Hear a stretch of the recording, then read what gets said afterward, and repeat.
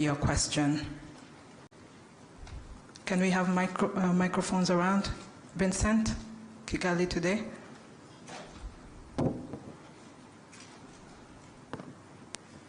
Thank you very much, Your Excellency. My name is Vincent Gasana. I work with the KT Press. So it seems a startling thing to say, but all things considered, the crisis in the Democratic Republic of Congo could be ended in a mere matter of days if everybody else were to acknowledge the real causes of the conflict openly. But instead, people seem to be intent on focusing on claims from the UN group of expert reports. There is the recent statement from President Joao Lourenço, for instance, on the M23 rebel alliance entry into Masisi, seems to go on a supposed threat to territorial integrity of the DRC instead of the real causes of the conflict. So one wonders, Your Excellency, beyond signing more agreements that a lot of the signatories tend to promptly ignore, can Your Excellency envisage anything else that can be done to bring everybody around the real causes of the conflict and focus on that and get beyond the impasse and the obvious impediments to peace? Thank you very much indeed.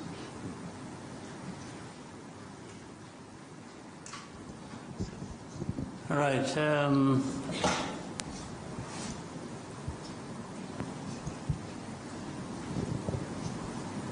Much as I said, I didn't have much to say, as was prompted by the moderator. Let me first of all welcome you and once again wish you a happy New Year. I hope the New Year will bring blessings to all of us. I think we had time to talk about the last year. And the last year ended well. We are now in a new year. As a country, as a people, this country and our partners and myself, we hope we can continue the good progress we made last year and do even more, including probably realizing peace in our region. We are looking forward to that. So that is the starting point of my answer to your question. This problem of Eastern Congo, which I have in the past even explained as not just Eastern Congo problem, but Congo's problem as a whole, and the problem for our region, the problem for our continent and the rest of the world. But every time it is referred to as Eastern Congo problem, in a way rightly so, because it is centered there. But the cause of it and many factors that perpetuate that problem are from different parts of the world, including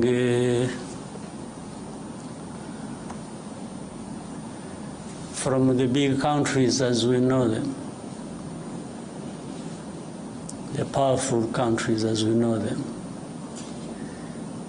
In fact, that problem has roots in the history of that country the history of our region, and the history of our continent, relating to even the early days of colonial time.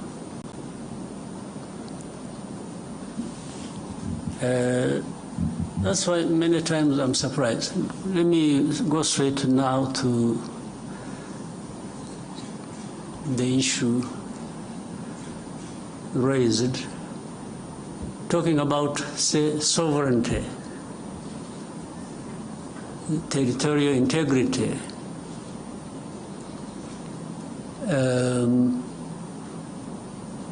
As you said, in the statement made from Angola, how do these matters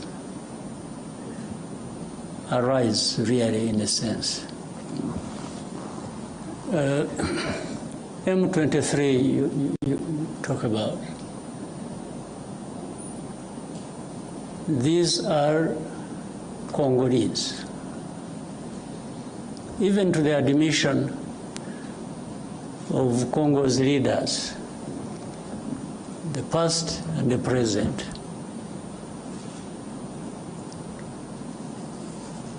Now, why are they fighting? Why do we have over 100,000 refugees here in Rwanda, originating from that region? Why? Why do we have refugees here? Is it because Rwanda wants refugees and attracted them from Congo to come to Rwanda?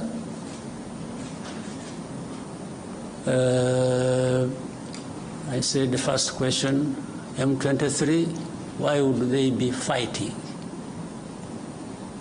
They just like fighting. So, in the fighting that is happening in Eastern Congo, and you call that violation of sovereignty, territorial integrity, how does it arise?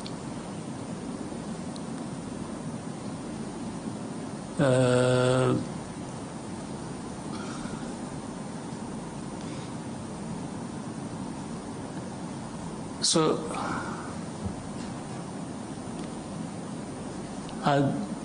on one hand, these are Congolese. On the other hand, they are foreigners. So how do they combine these two identities? How do they happen to be Congolese on one hand, and then they are foreigners who have invaded Congo and therefore breaching everything about sovereignty and territorial integrity? Maybe they mean something else.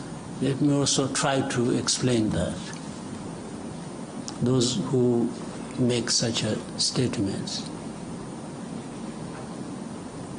I would remind them and remind you here, and I know you know, people play like they are ignorant about things, yet they are supposed to be experts of that.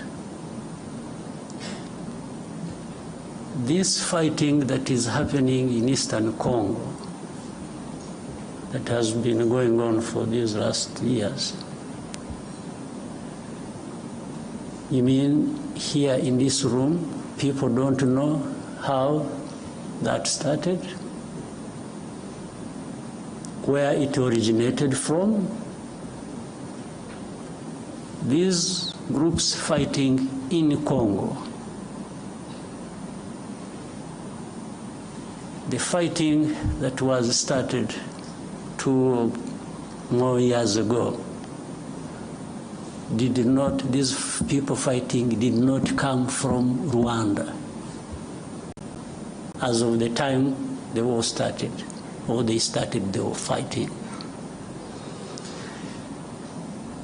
maybe I even don't know whether it qualifies as such.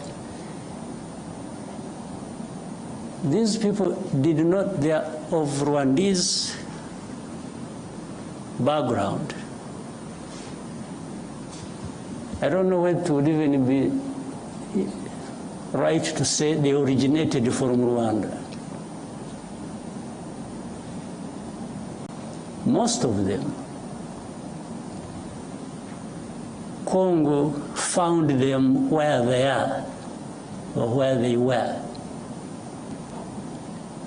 It's not that there was a movement from Rwanda. Maybe some might have originated from Rwanda by this movement from Rwanda to that part, long ago.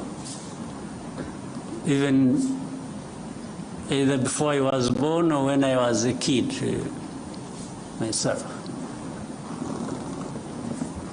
But what I meant that Congo found these people there has to do with this history I'm talking about, of colonial times and the drawing of colonial borders. But that's why also the Congolese leaders at one point admit that these are Congolese, and then try to find another reason and say, oh, but the fighting is supported by Rwanda. But they can't tell anybody and convince anybody that the actual people who are fighting now, who started this fighting we're talking about, came from Rwanda. They did not come from Rwanda.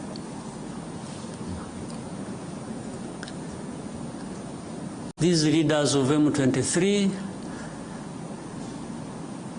and the majority of their fighters came from Uganda, where they had been as refugees who ran away from, or as a result of solving the problem of 2012, 2013, when these people moved to Uganda and others came here.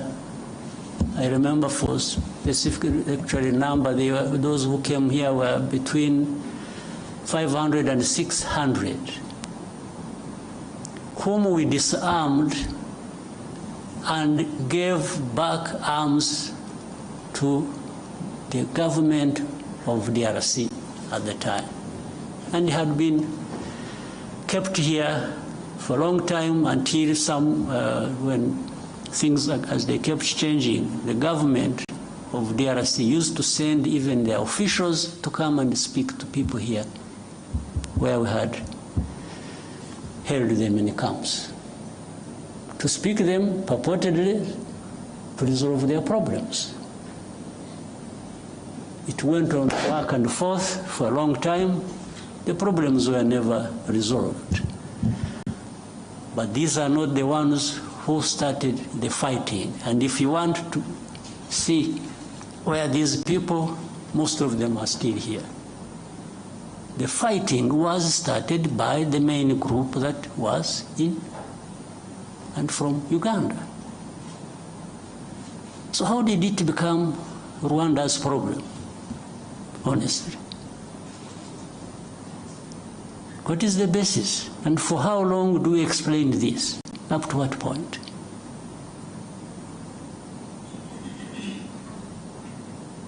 These people, the ones who lead this, and then the other hundreds of groups fighting in Eastern Congo, have nothing to do with Rwanda. The only reason Rwanda comes into question now for this is for a couple of reasons. One, these are Rwandophones, they speak in Rwanda. Well, but that is also what maybe became their main crime in Congo. So if they speak Kinyarwanda, that has turned into reasons for persecution. And that's why we have refugees here for over 2 decades.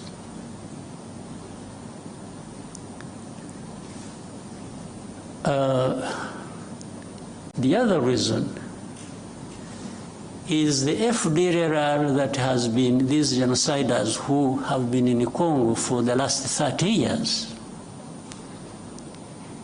whom the international community have really entertained. I think they have deliberately preserved them.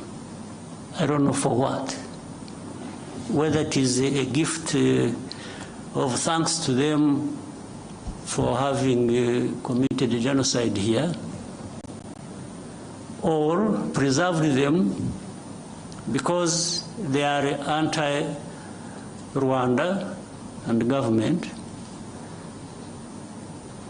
and therefore they would use them as and whenever that is possible against Rwanda, to control Rwanda, to manage it the way they want.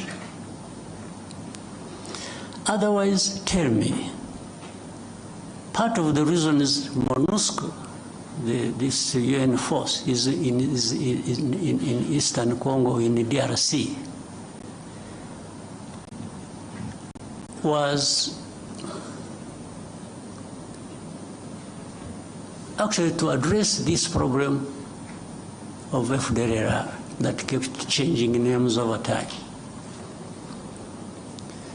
But after 30 years, if you ask the UN and say, what happened?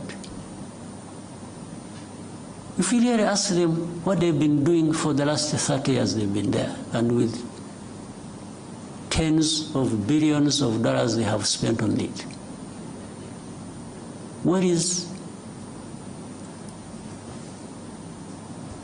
there to show for that effort that was made?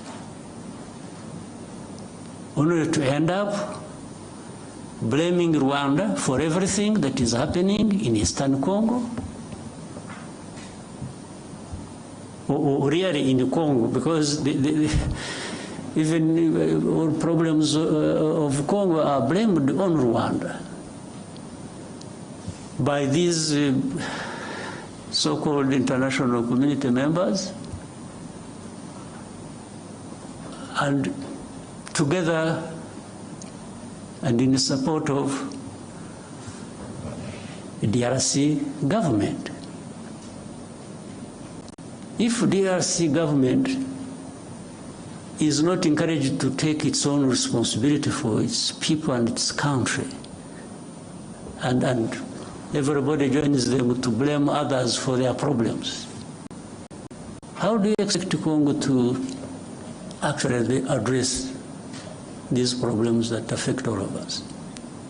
How?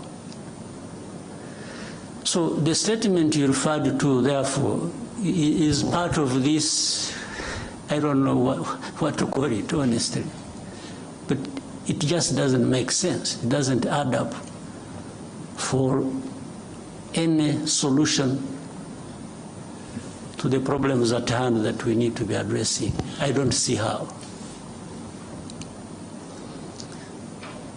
Well, I imagine a scenario where if we didn't have Rwanda at all, or if you could relocate Rwanda to another part of the world and remove it from here, would that solve the problems of Congo or of the region? Really? So, and people get lost in the blame game, this, this, that, and forget to really address the root causes of the problems we have and find a solution. And then you have geopolitics being played into all this. Then you have the blame of colonial times being managed somehow, because those who were involved in the colonial times and who are blamed for it have the power to manipulate, and always fall short of doing what is right. You find they have groups they create, they say groups of experts. I mean, how do you expert in doing what? Then you find the groups of experts. These experts are led by people who are supposed to come and really cover up the blame that should be leveled against those who are responsible for those literary crimes of that past of colonial times.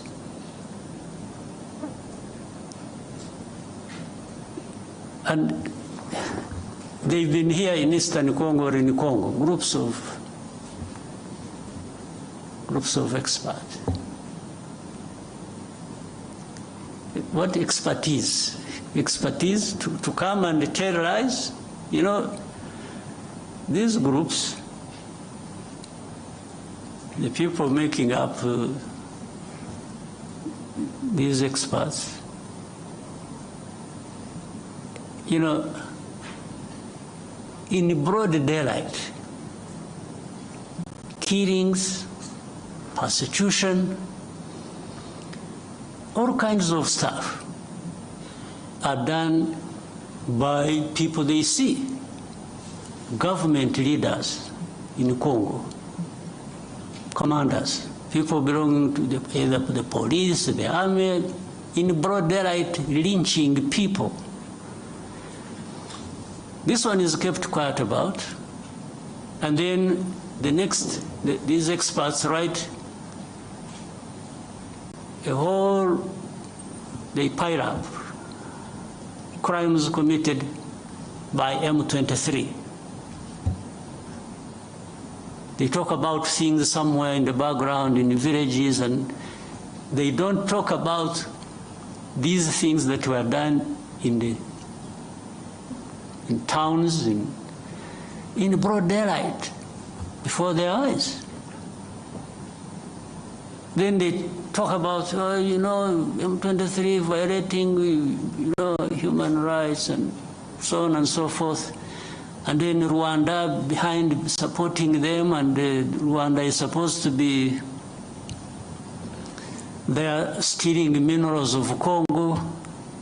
So the whole thing is shifted from what the problem really is to some other imaginary problem they have created. And they really make people believe that.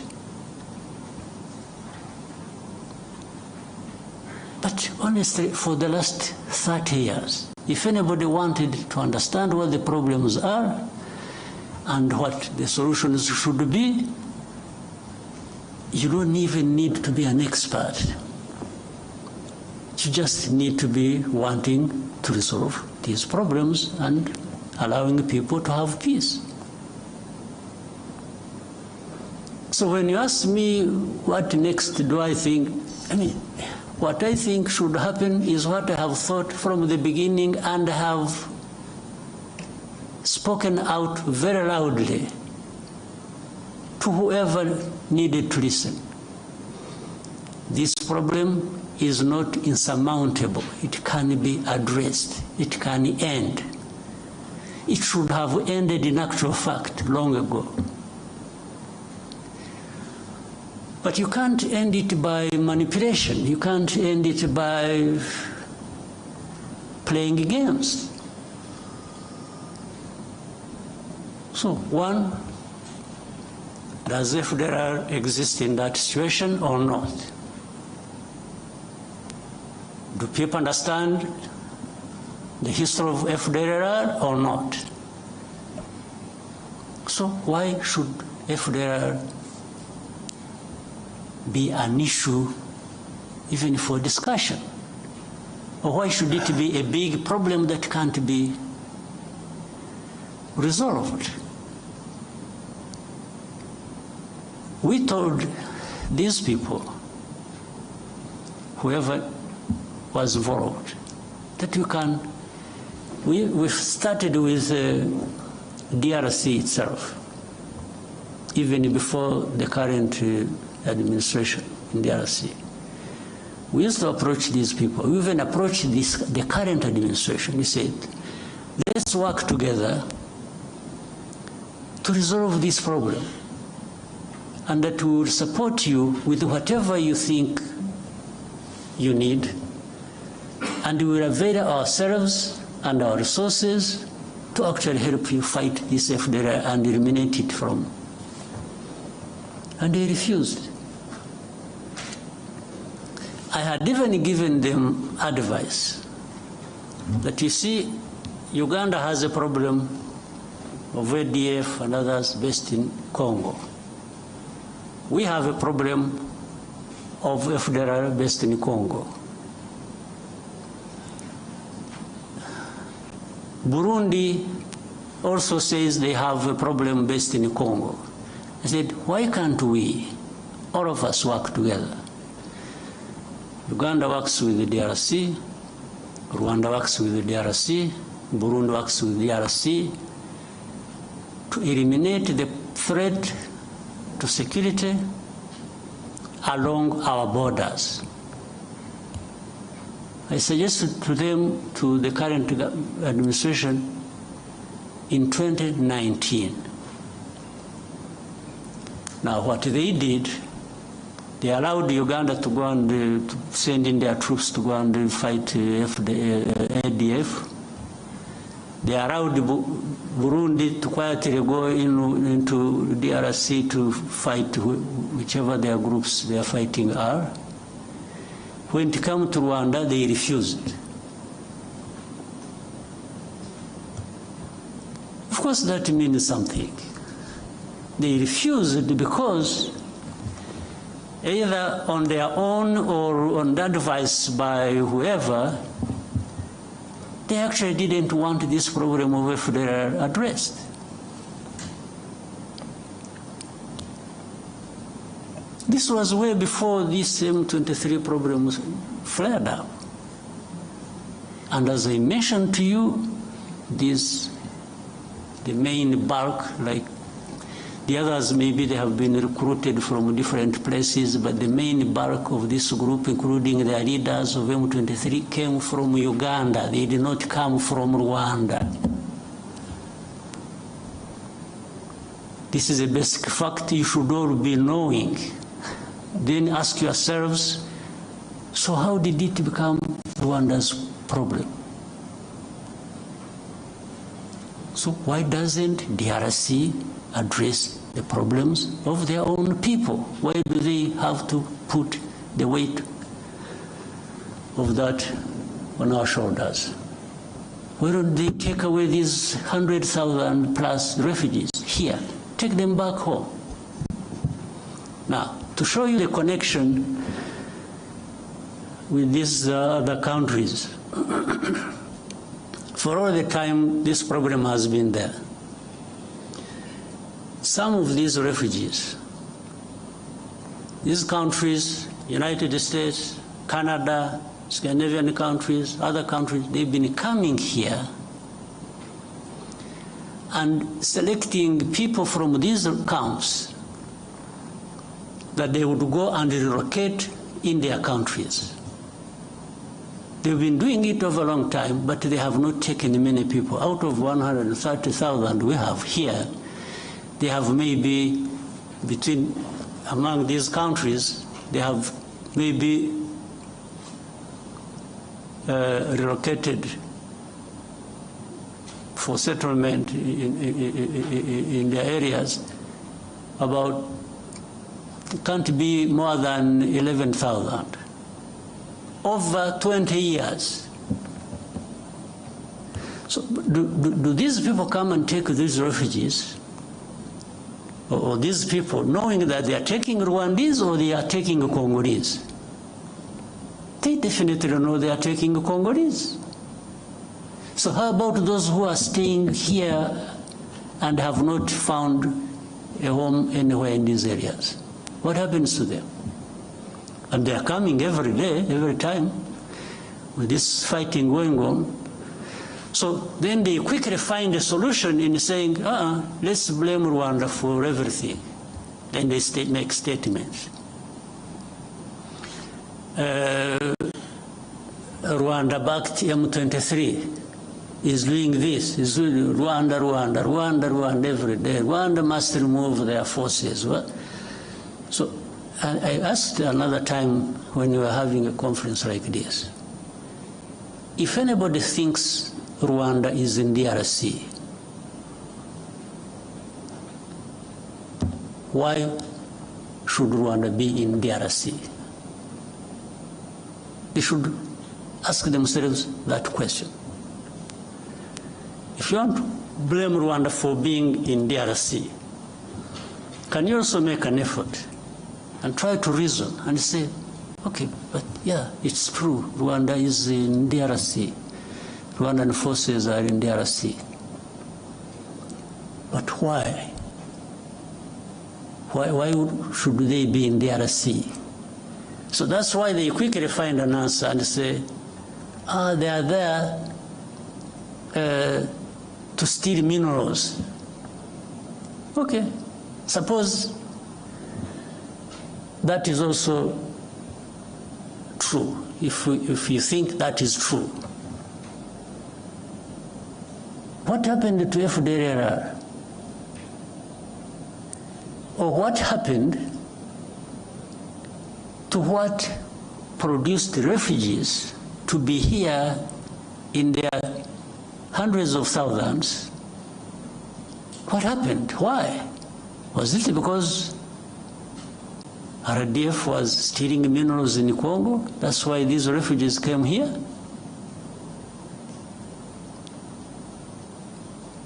Is it? So where is the FDLR? FDLR is nowhere.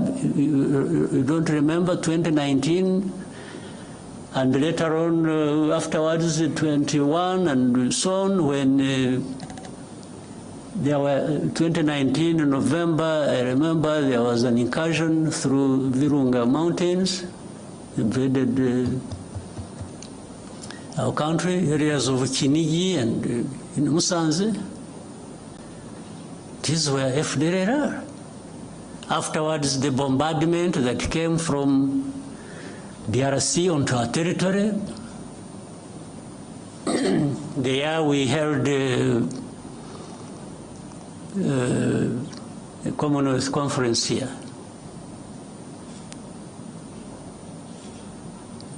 So the bombardment that was, and it killed our people. And we raised these matters with the government of DRC. Now, so everything is, oh no, they are there just stealing the minerals. Okay, if you are right on this, how about these other issues? How have you addressed them? So, my dear friend, I've given you a long answer. I wanted to really be quoted correctly, and I hope you will. This problem can be addressed, but it cannot be addressed by just having processes where the only thing, in fact, it's really sad. We have processes and we have leaders leading these processes, and what becomes more important is the appearance, the camera appearance. It's being seen there to be signing something, and that becomes an end in itself. You leave the problem intact, you don't address it. Oh, but you didn't go to Rwanda. Okay, how about the time I went there? What happened? Because there are times I have been in these In fact, up to a point I got tired of going. We have meetings in Nairobi, I was always present. We have meetings in Rwanda, I was always present. Wherever there were meetings to discuss how to end this problem, Rwanda was present. But in the end, even now as we speak, the importance is not ending the problem, the importance is in the process. It's in the appearance to be photographed and you say you were in Rwanda. So if you're not there, but I have discovered that being there and not being there amounts to the same thing. It doesn't address the problem. So we have to find a way of addressing the problems. Not processes becoming an end in themselves.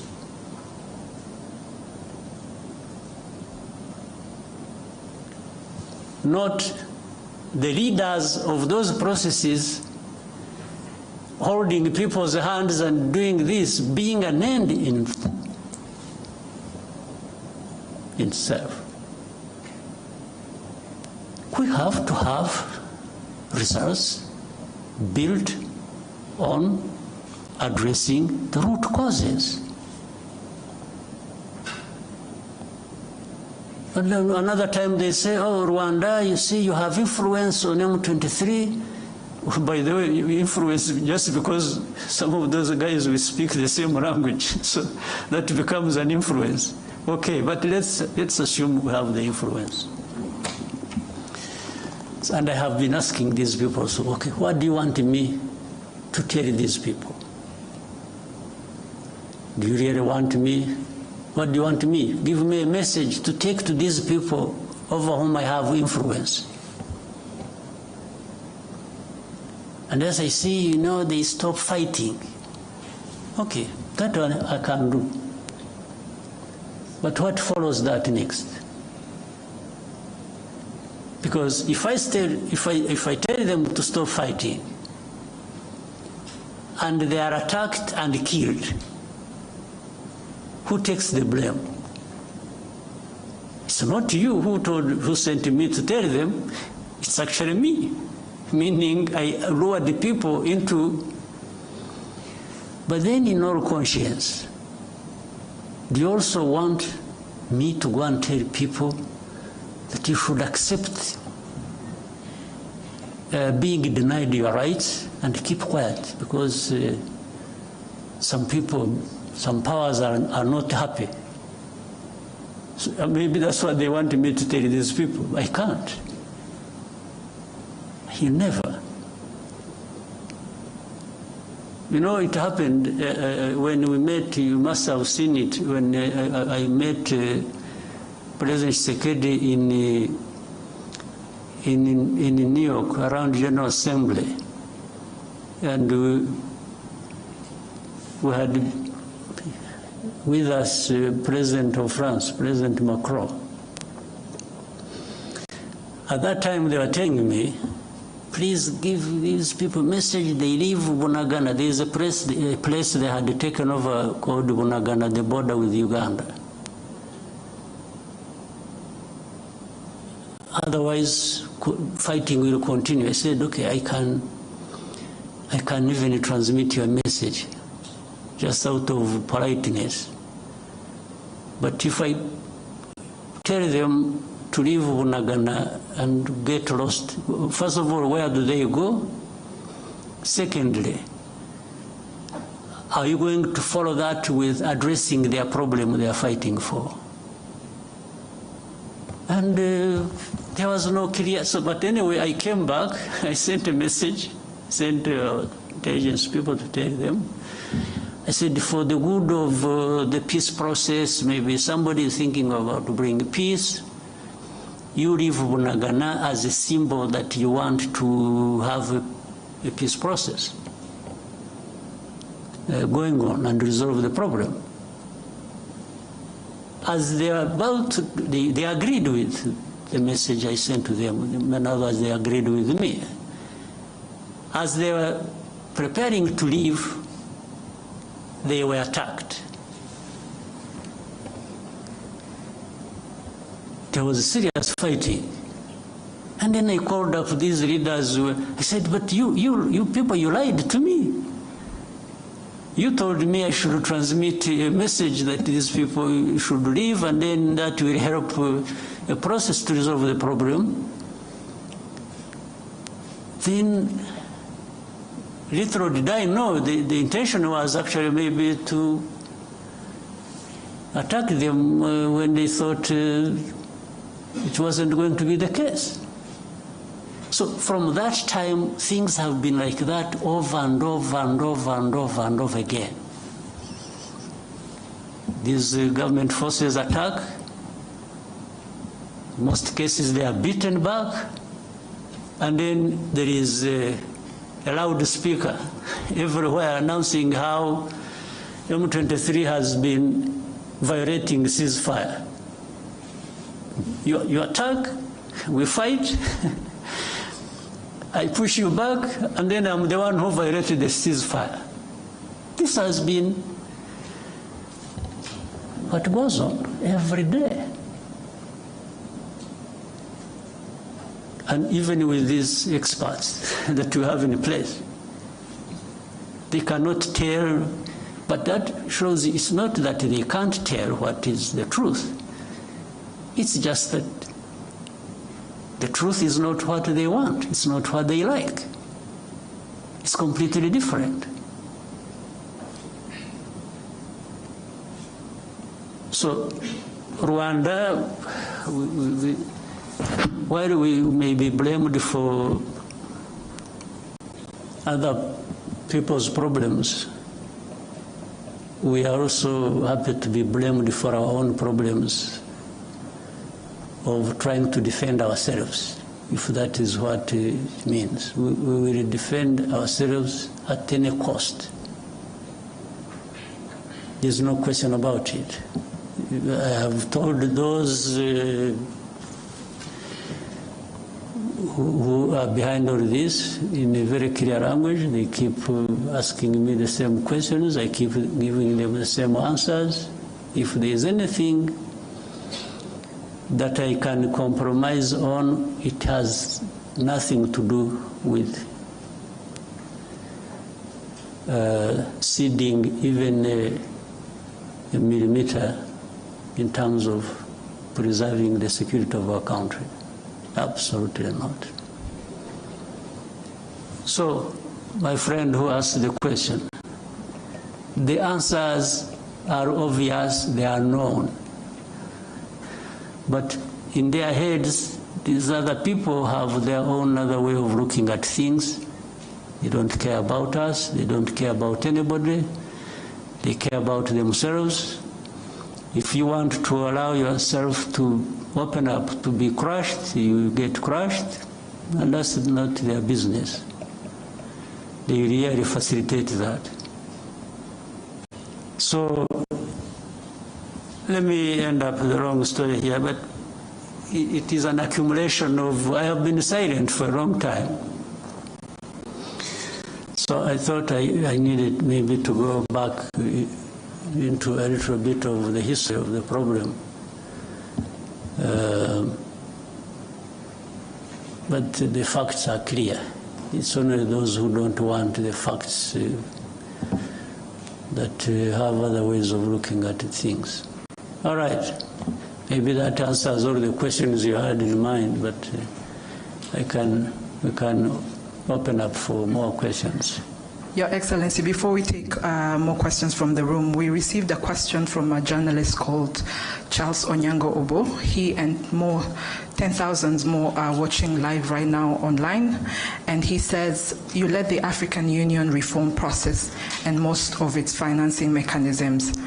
Given the failure of AU diplomacy and security interventions in the Horn of Africa, the fiasco the EAC faced in Eastern DRC, the mixed results of the Rwanda process, do you think perhaps AU needs a reform of its political and diplomatic processes? Some have gone as far as calling for the disbanding of the AU's Peace and Security Council and the creation of a new, more effective mechanism. Do you agree? And what reforms, if any, do you think can make change? Well, on what he said, do I agree? I don't. Because it's not the structure or the form or whatever you have in place that is the problem. It is the people. It's the leaders. It's the people working in those structures and therefore subsequently the countries they come from that are a problem. So how do structures in themselves become a problem? So even if you created another structure, but you have the same people thinking the same way, what are you likely to get out of that? I think Charles must be aware of that.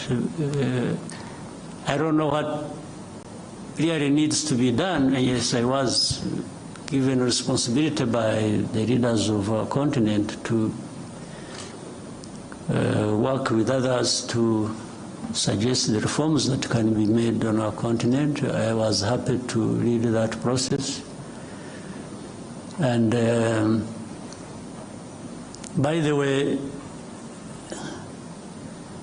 I also reached a point, after I had more or less completed the main bulk of what I was supposed to do, I thought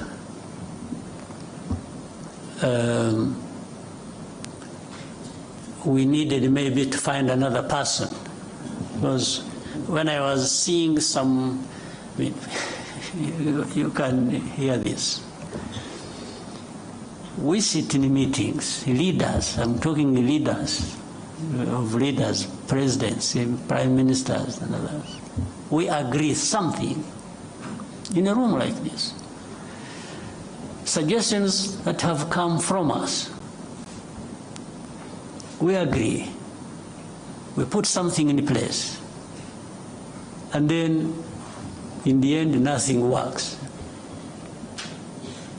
Do you think it's a problem of the process? It's a problem of the structure? It's a problem. I think the answer is obvious. The problem is us. So in fact, when I even wanted to test that, because when it was just going back and forth like this and that, and we agree something, we don't do it, or we do it halfway, and so that is how I decided. And I told the leaders in the room that, you know what, I've been very happy to serve you, but I think it has come to the time we try somebody else. Maybe before you get tired of me, or before I get too frustrated myself, but to serve the cause of reform, I think we can, here in this room, choose somebody else to lead the process, so that we try different people, different angles of dealing with the matter, and that's how the process went to a different person, the President of Kenya, President Ruto. In fact, in the meeting, they even asked me who I think could be. So I gave them my proposition. All was to try and make a point to me that, I mean, I was trying to make a point to these people that we have a problem we need to address. And it's not going to be one person here or one structure there. Collectively we have a problem because we cannot adhere to even things we have suggested ourselves and agreed and put in place and make them work to serve us well. So suggesting to dismantle this and create this, and I don't think gives us any solution. The problem is in us. We need to, if we want things to work, we need to adhere to what we have agreed, what we think is important for our continent, for our people, and so we just have to keep trying with what we have in place. Yes, if there is a need to change something, sure, you can do that, but you still remain with the problem with not doing what you have agreed, irrespective of whatever changes, other changes you put in place. Right? Yes. Yeah, so I don't see that. We need to find some way. I don't know whether, some magic. Whether we need to be saved, we need to, somehow we have to find some cleansing process where we renew ourselves, and I don't know, we have to find something. Otherwise, we are really not serving ourselves well. Mm-hmm. We'll now come back to the room and take more questions. Yeah. RFI, and then we can come to Al Jazeera. Thank you very much. Good afternoon, Your Excellency. My name is Lucie Mouillot, and I'm the journalist for Radio France International. After the postponement of the Head of State Summit in Rwanda in December, what is the current state of the Rwanda talks, and how does Rwanda perceive the continuation of the negotiation? Thank you. What the last part, sorry? How does Rwanda perceive the continuation of the negotiations in the Rwanda talks? Yeah. For that one, I try to give it a short answer. Much as it lies in the early explanations I was giving.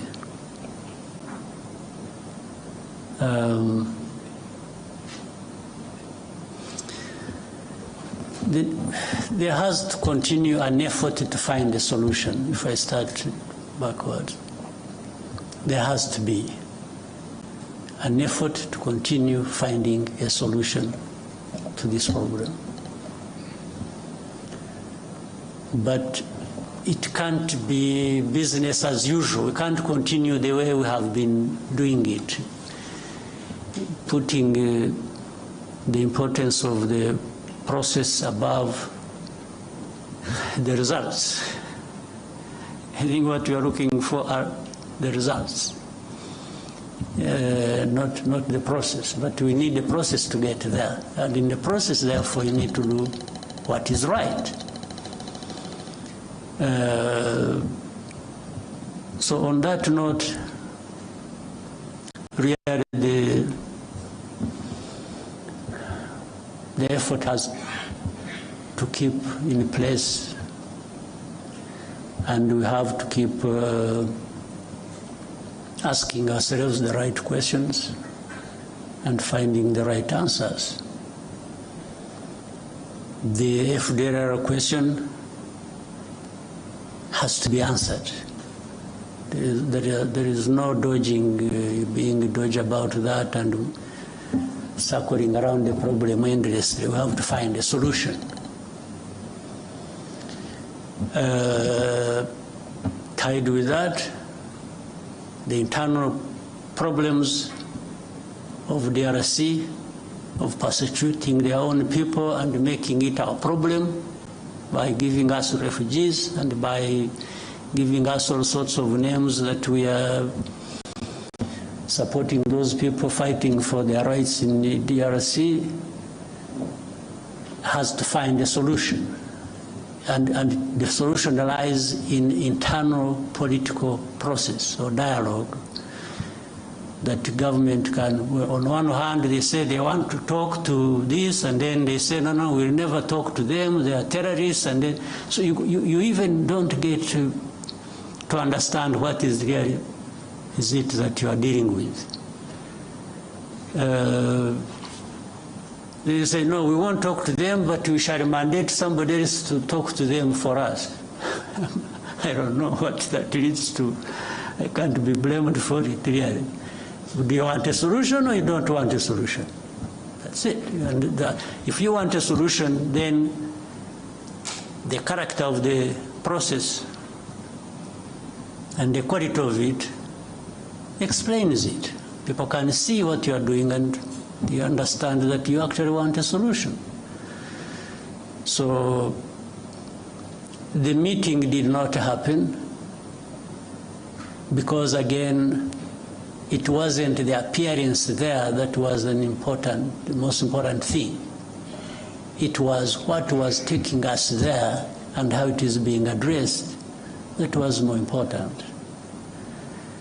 And before the summit was to take place, there had been technical people meeting, discussing, and ministers meeting, DRC, Rwanda, and Angola.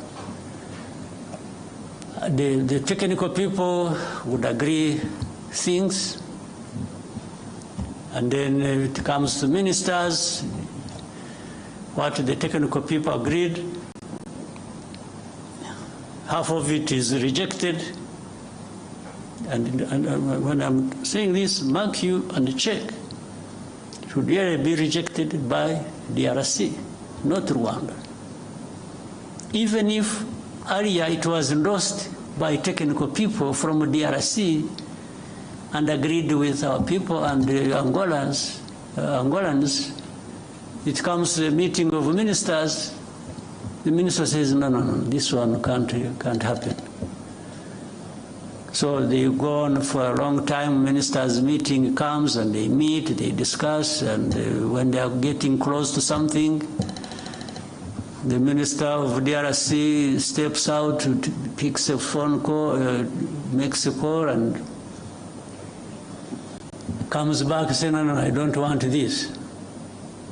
Said, but this thing you don't want is what leads us to finding a solution.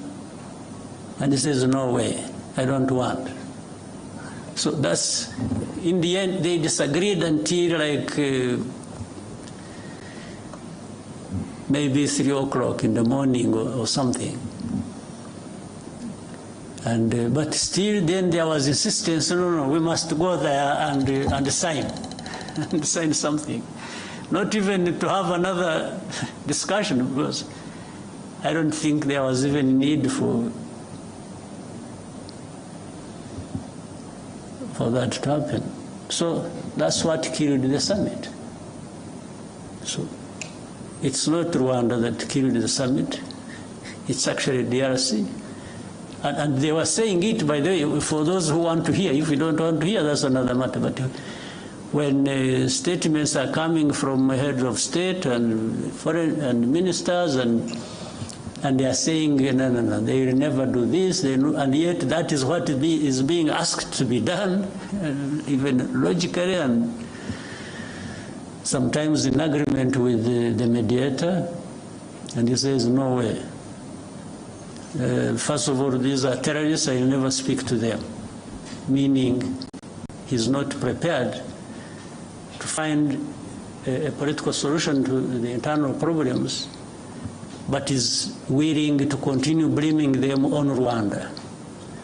And then he's dodgy about FDLR. One time he says they don't exist, that they are not there. Another time they say, yeah, but they are there, but they are few. Then another time he says, no, but this is just an excuse. They are there, but it is an excuse. They want to steal our minerals. I mean, it becomes childish stuff. You can't even know what you are dealing with. So I had agreed to go all the way until last minute, and they said, because I didn't see what was taking me there, honestly. So, but the other question I started with, or you asked, and I started answering, was there has to be a way of finding a solution. We can't just live with it and give up, but there are going to be these ups and downs in finding the solution. Thank you, sir. We will now go to Al Jazeera. Thank you, Mr. President. Laif Mushtaq from Al Jazeera Digital. Mr. President, in a few days there is a new administration will take office in United States. Do you expect a change in how Washington deals with the situation in Eastern Congo? Thank you. Well, first of all, I respect the change that has taken place in the United States, because for it to happen, it must have been for very good reasons that the Americans endorsed in their vote. So I'm happy with what there is, and I've got to deal with it the way it is. And building on that, I think so many things have changed and will change. First of all, the administration changed through a democratic process. There are many things, even geopolitically, at least to the approach, that are going to change, for sure. And I guess, and I think so, that it will be the same to the approach of how African matters may be dealt with, generally, and also specifically with Eastern Congo, the same might see change happen. That's what I think from a distance and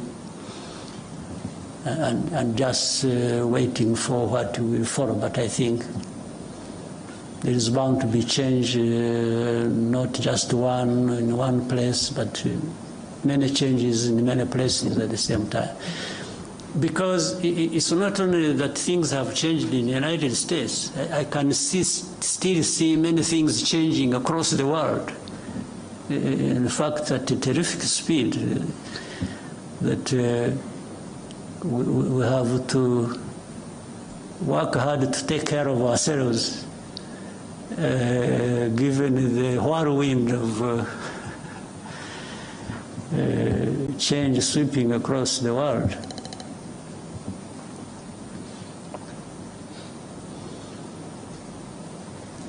Thank you, sir. Ozwakim? Microphone. What is it? Okay, thank you. So mwakoze nyakubahwa Perezida wa Repubulika, nitwa Mutuyezu Oswald, nkora kuri RADIO&TV10. Guverinoma iriho no kuvuga abaministre barahiye mu kwitariki 19 z'ukwa munani, ubu hamaze gusimbuzwamo batanu. Manda ibanza yarangiye na rwasigemo batanu, impinduka tubona ko zihuta cyane. Ese bisobanuye iki kubirebana na accountability, kubazwa inshingano? Ese hakorwa iki kugira ngo bitagira imishinga cyangwa se gahunda bihungabanya, bidindiza? Mubonye n'umwanya mwavuga ku kirebana na bino bigo bitsura ubuziranenge bitatu byajyaga bimera nka babahigi benshi bayobya ryatungo uburari, ariko ubu byorohejwe. Bavuze yuko icyangombwa kimwe cy'ubuziranenge ikigo kibonye kiba gihagije, byorohejwe gutumiza ibintu mu mahanga cyangwa kubyohereza, nta kubasaba byinshi kereka ibirebana n'imiti. Tukibaza tuti nta kintu mubona gikwiye gukorwa no mu bikorera bananiza abakiriya babo, cyane cyane za bank usanga zituma umukiriya agenduza n'ibigaruka n'ibyo bamaranye igihe ugasanga barongeye barabigutumye. Urwo rwari urugero. Murakoze.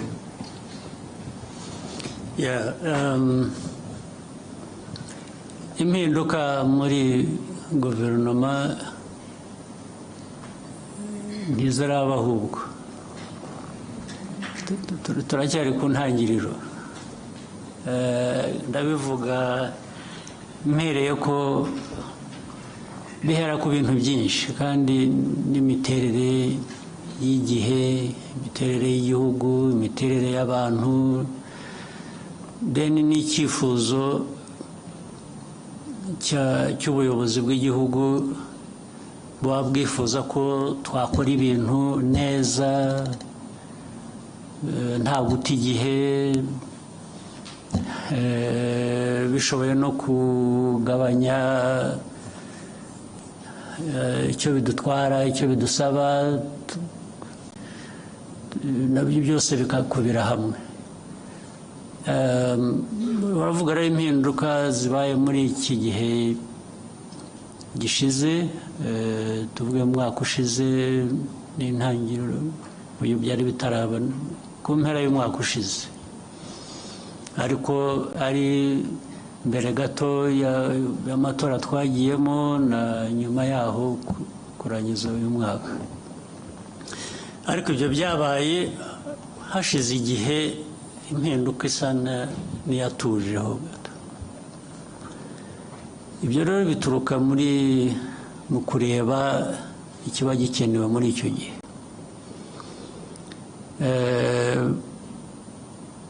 Ariko nubwo wambajije ikibazo ugomba kuba ufite nawe uko ubibona cyangwa utekereza, cyane cyane binashingiye no ku bagiye bahinduka cyangwa bihindura. Ugomba kuba uvuga uti ariko aha koko hari hakenewe. Ntabwo ngusabye ngo bimbwire ubigumane mu mutima wawe, ariko nzi ko ugomba kuba ureba aha ukavuga uti ariko hariya ahubwo baradutindiye, cyangwa ahandi uti. Byose rero biva mu kugerageza, ariko dufite gushakisha gukora byinshi bishoboka, gukora ku muvuduko ushoboka kugira ngo bigabanye uburemere bw'ibibazo abantu bahura nabyo, byaba mu buhinzi n'ubworozi, byaba mu buzima, byaba mu burezi, byaba mu bikorwa remezo, byaba mu bikorera nyine nk'ibyo wari unavuze warangirijeho, nabyo ndaza kubisubiramo. Umuntu ahora nko kuba rwose ufite igishushanyo imbere yawe cy'ibintu byose uko biriho, uko bikorwa, babikora, hanyuma bikakwereka ikivuyemo, noneho bigashaka ngo uko wabirebaga uko ibintu bigenda ugira ibyo uhindura. Kuri jye sinzi, wenda ku bandi wenda hari ukundi babibona. Mu mikorere y'igihugu cyacu, mu gukorera igihugu cyacu, cya mbere shyira imbere, mvuge ku giti cyanjye, ni abaturage b'u Rwanda. Barabona ibishoboka byose bikwiye uko dushoboye. Hari ibyo tutageraho, hari ibyo tutabona kubera ko tutanabishoboye, tugategereza igihe amikoro azabonekera wenda tukabikora. Ariko kubihari, kubishoboka, barabona ibyiza bikwiye uko bishoboka or not. Icyo ni kimwe. Ababikora barabikora uko bikwiye, cyangwa bashyiramo amarangamutima yabo bagakora ibintu uko babyumva, uko babishaka, cyangwa byaba biterwa se n'aho bari, bashobora gukora ahandi neza kurusha. Ibyo nabyo ukabinyuramo ukabitekereza. Cyangwa se barabiterwa n'uko bagera ku nshingano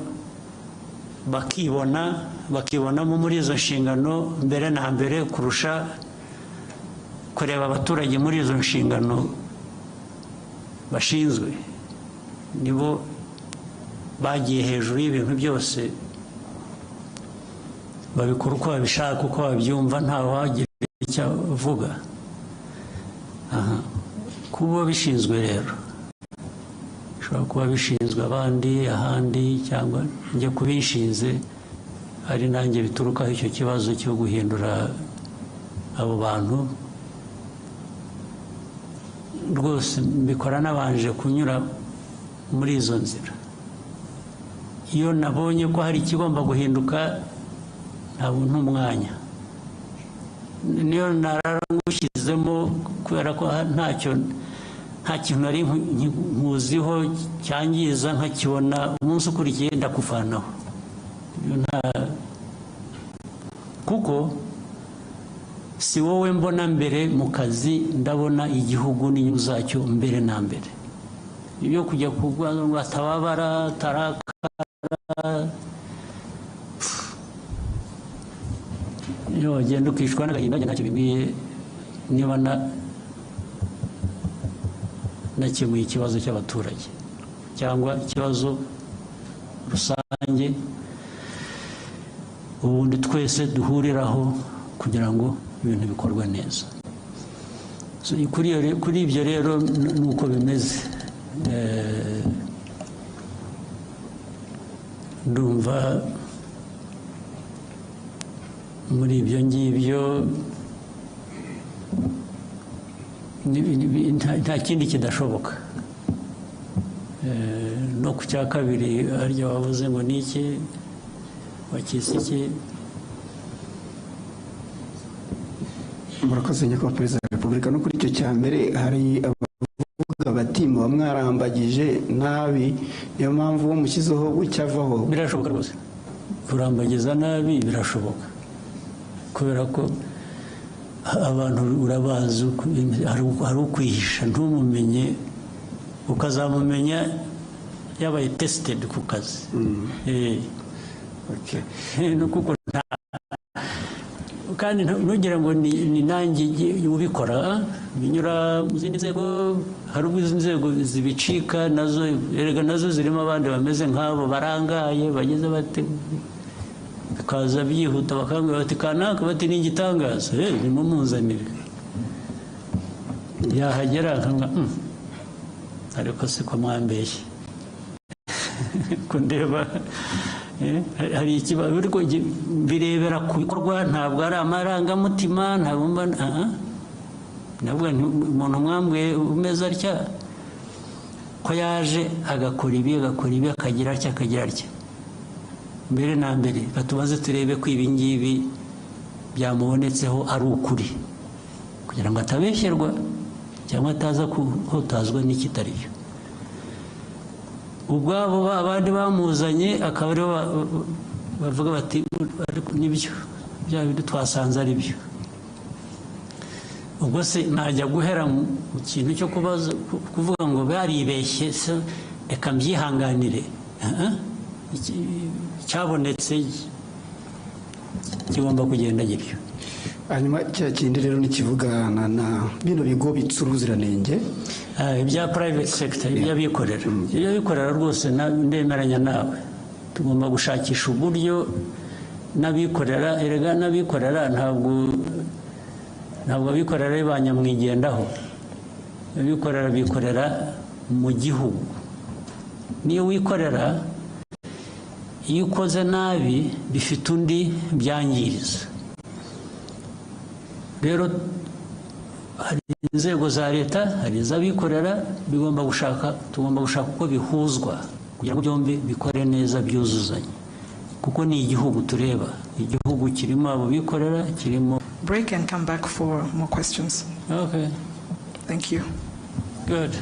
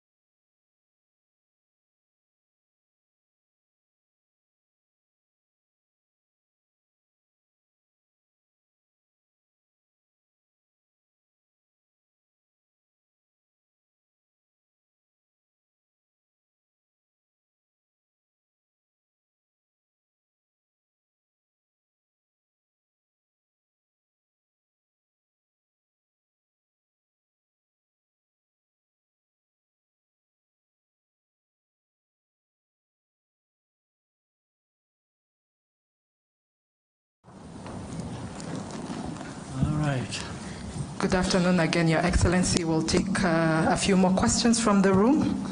We could start from that side and then come to Scovia, Lionel, then Scovia.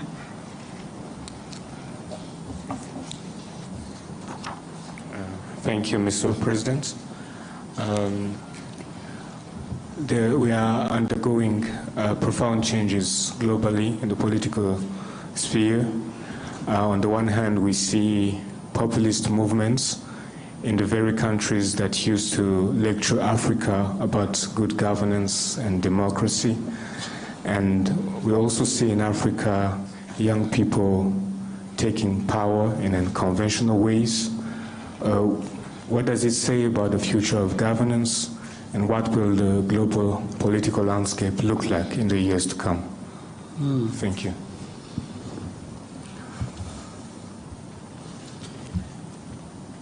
First,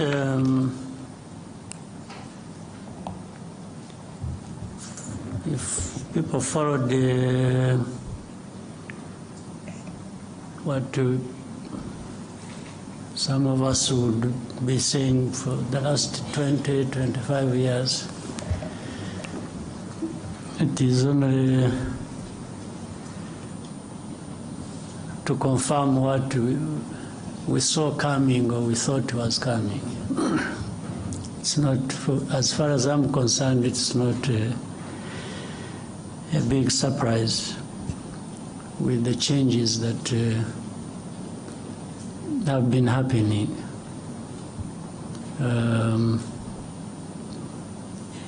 Doesn't matter whichever background or political walks of life. Things happen to an extent that the people will eventually, for one reason or another, identify more with what they find benefiting them more than other things. And that's why we should all be making an effort, those who are at the helm of political institutions or other things, to make sure we identify with what people think works for them, and work with the people to achieve that. Short of that, if you think you just impose things the way you want, and in your own way you think is what should happen, it doesn't take very long before you are surprised that but what, in the question you've raised, there is also some of those things that people have questioned over time. The lectures given to, say, Africa originates from the assumption, of course, given the divide there is, people call it north, south. The people of the north have assumed this right, or an entitlement, that they have the power and they will use it to serve themselves well, even if it means using it against others who are even weaker. Still, that must serve their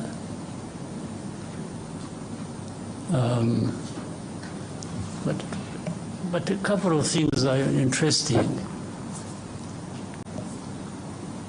while you are assuming that you have every right to take it to others and feed it to them, whether they want it or not.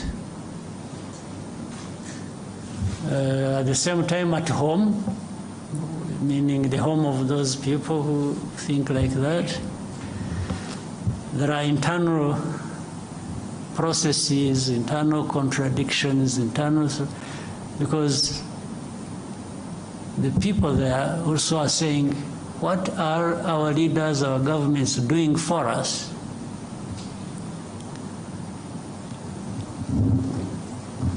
And depending on which side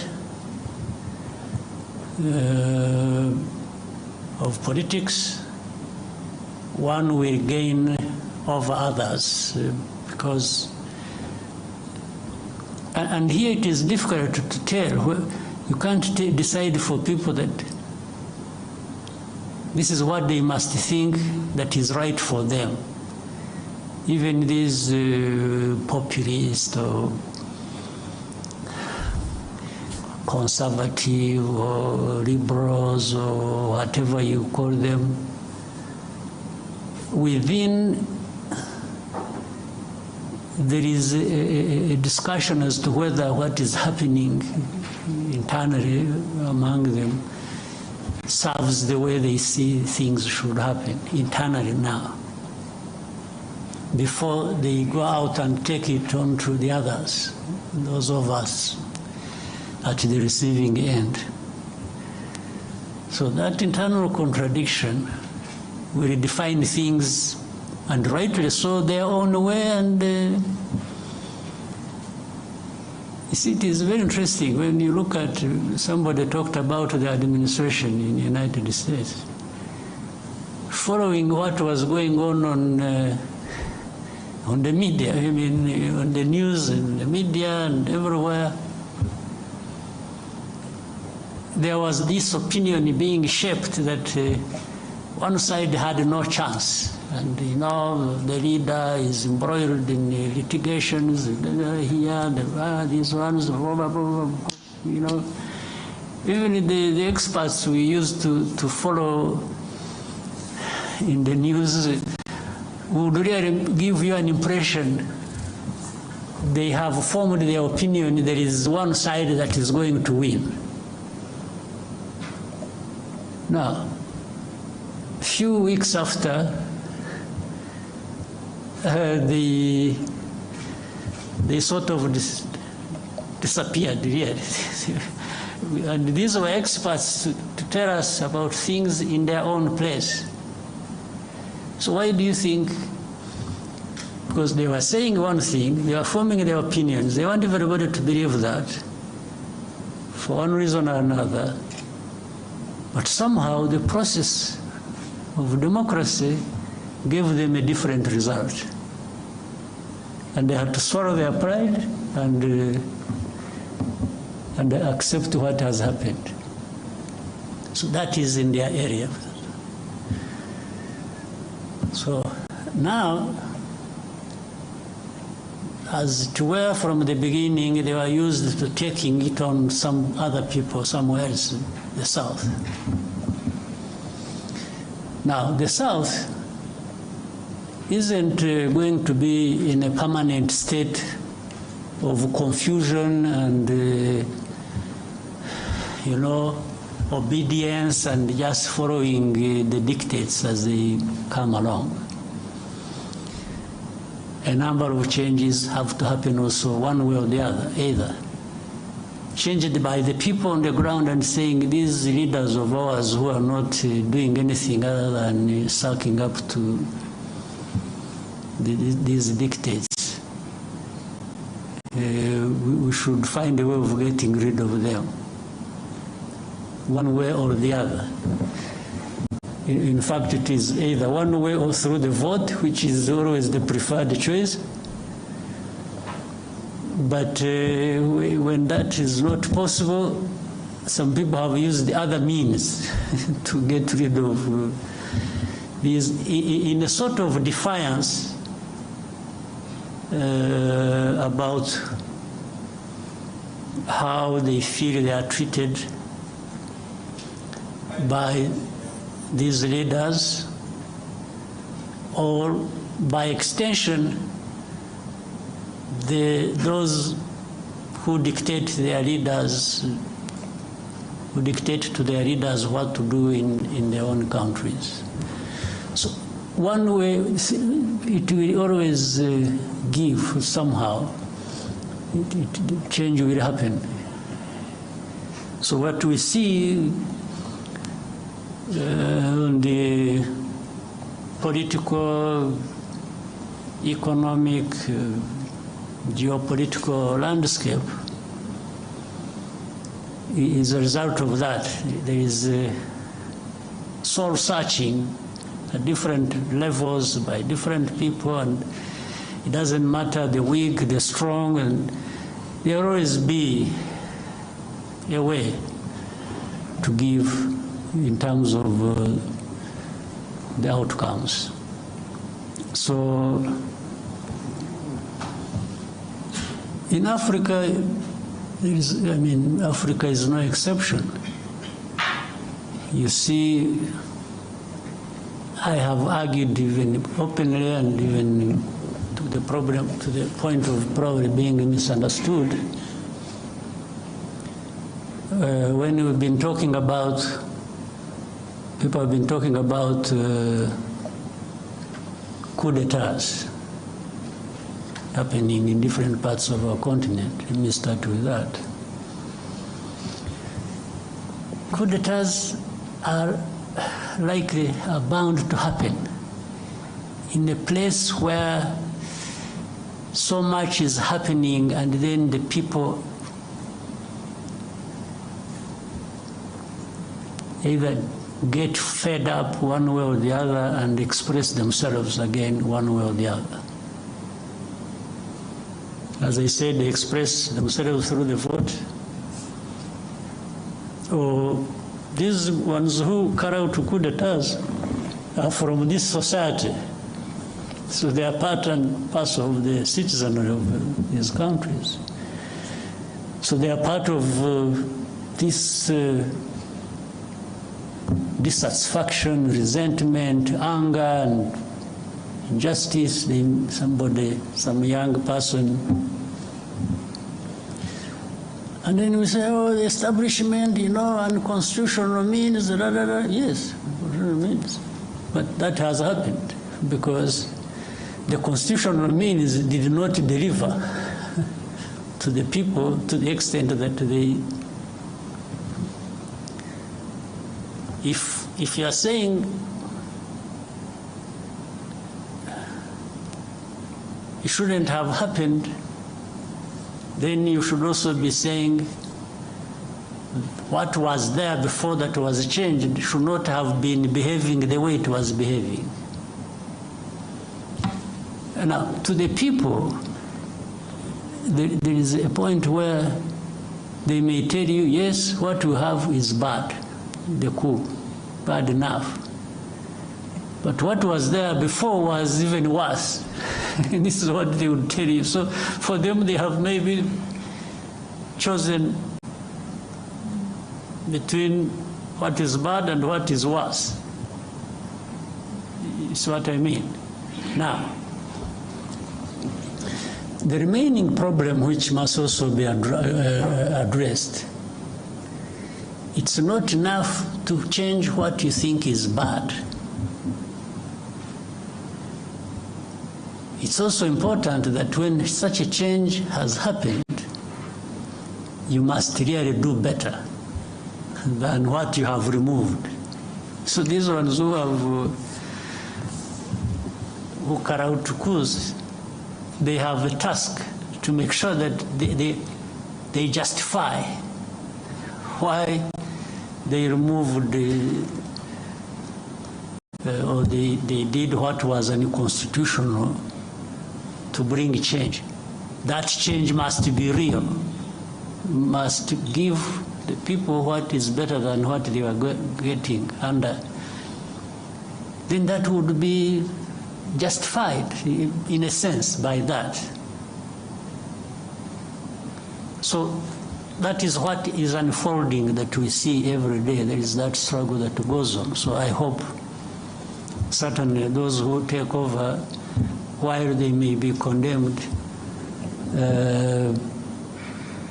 in some cases rightly so, everything can be put right by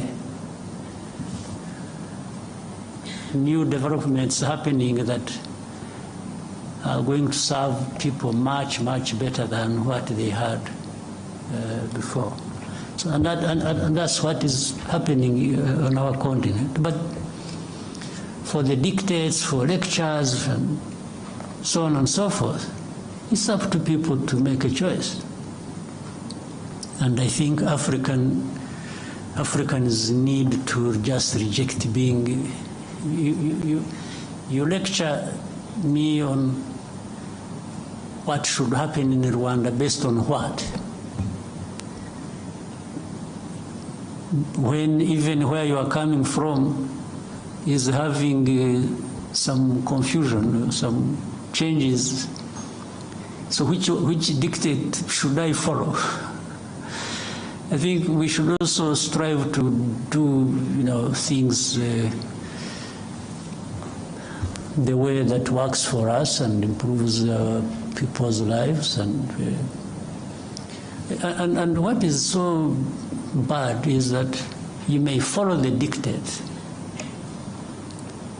and do the very things that will run down your country. And by the way, those who give you lectures will manifest in two forms. One, some will actually blame you for it, even if you followed what they told you to do. Others will help you to sink deeper into the mess you have driven yourself. So you are better off charting your own course with your people and doing what you think is right for you or what works for you, and especially if it shows in the outcomes, in the results, then really that is what all along deserved to happen. Right? Scovia?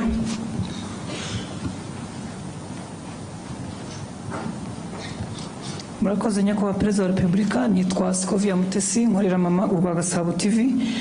Nyakubahwa abaturage batandukanye hirya no hino mu gihugu bafite ikibazo cyaho babarirwa ko bazimurwa cyangwa hazacishwa ibikorwa remezo hagashira imyaka 2 batishyuwe kandi barabujwe kugira ikindi kintu bahakorera.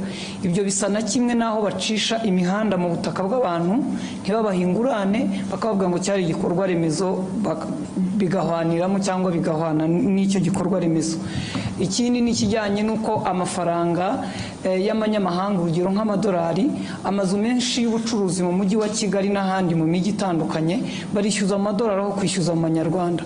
Abanyarwanda bamwe bacuruza bakavuga ko bibahendesha kuko babarira amafaranga y'amanyamahanga mu yabo. Ndasoza mvuga ku kijyanye n'ubushize icyo nari nakoresha ukambira ngo nzakwibutse ngira ngo ninge warangaye sinakwibutsa abaturage baratacyategereje guhabwa imigabane yabo muri Banki Populaire. Ndagushimiye.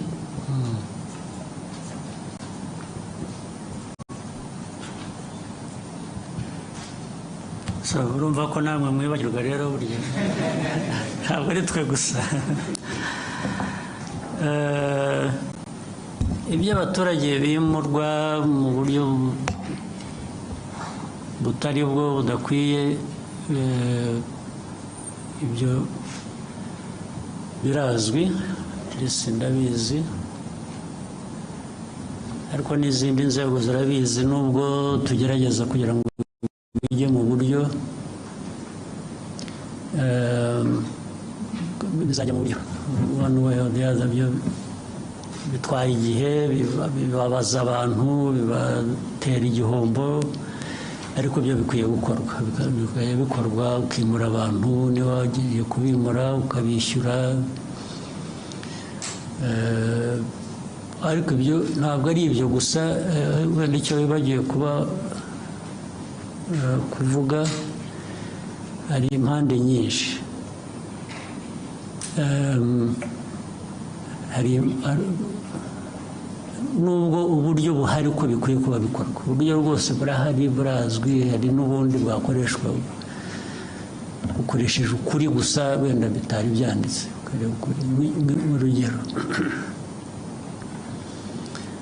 icya mbere ni abimurwa cyangwa abazimurwa bashaka kugira ngo abe ari bo bagena igiciro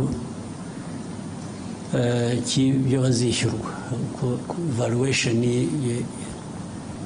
y'aho bagiye kuva n'amafaranga bagomba kubishyura ubundi hari uburyo bikorwa bitagendeye kuri leta cyangwa bitagendeye ku muturage bigendeye kuri gushingira ku impamvu zizwe icyo urumva ntabwo giturutse ku nzego za leta giturutse ku bimurwa icya kabiri hari ahantu abantu bamenya mbere y'uko hari ahantu ubundi hadakwiye kuba haturwa cyangwa aho batuye abantu bazimurwa kubera igikorwa cy'inyungu rusange rw'igihugu noneho babimenya biri mu nzira y'ibikorwa bakajya kuhatura cyangwa bakajya kuhagura kugira ngo bazishyurwe hari abasanzwe rero bahatuye ubu badafite n'icyaha ntibahimutse ntibahagiye mu buryo butari bwo nta nubwo bagiye mu buryo bwo kuba aribo bagena igiciro cyo bari bwishyurwe ibyo nabo bakabigwamo bitewe n'imikorere mibi y'inzego zitandukanye ibyo birahari inzego ziratandukanye nyinshi ariko icyo mvuga ni uko ibyo byose bigomba gushyirwa ku murongo ibyo ni ukugenda tubishyiramo imbaraga kugira ngo bishyirwe ku murongo abantu bazimurwa niba batuye aho badakwiye kuba batuye hariya hari nk'abantu n'ibi byo kwimura abantu mu bishanga byagiye biba bigateza n'urusaku hari abantu bagiye baturamo batanabihawe n'uburenganzira ariko hari abandi batuyemo babihewe uburenganzira n'inzego zimwe na zimwe ziba zifite uruhare zibishinzwe ndetse wajya kumwimura rayitireso akakwereka icyangombwa yahawe n'uwo muturage ndetse wajya gukurikirana rimwe na rimwe muri izo nzego z'abo bayobozi ugasanga uko yabitanze mu buryo butari nabwo ariko kubera ko afite inshingano bigatera ikibazo baramuhaye amafaranga gusa akahatanga kandi atari ngombwa ngira ngo murabizi ko hari n'abayobozi b'inzego z'ibanze bagiye birukanwa bahanwa bagira bate kubera ibintu nk'ibyo ngibyo byakorwaga gutyo birahari rero birahari ariko bigomba gushyirwa mu buryo abishyurwa badafite ikibazo bagomba kwishyurwa ntabwo babashyira mu gutegereza igihe bibatera ikindi kibazo abakoze ibintu bitari byo nabwo bigomba gushakirwa umuti nabwo bigashyirwa ku murongo niba ari uhanwa agahanwa niba ari wishyurwa nawe wenda ku buryo bunamufasha ngo ushobore kujya ahandi nabyo bigakorwa ibyo byo birakwiye ntabwo numva twabitindaho ni ukureba gusa uko abantu babyihutisha kugira ngo bireke guhora ari ntabwo ari aba bantu baba bikoreye umuzigo gusa na leta ikwiye kuba iyobora mu bintu bizima nayo ikwiye kuba yivanaho uwo muzigo yikoreza. Then icya kabiri cy'abantu bishyura cyangwa bishyurwa mu mafaranga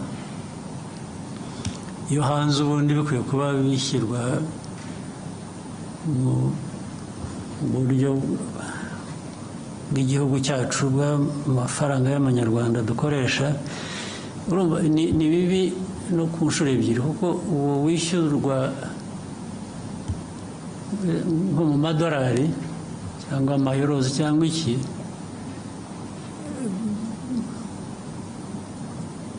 mu matagisi ntabwo yishyura mu madolari, yishyura mu manyarwanda. Ntabwo ari byo. Ntabwo uwo muntu ushyiraho ko agomba kwishyurwa nka renti cyangwa iki mu madolari, nawe aba akwiriye noneho kwishyura mu madolari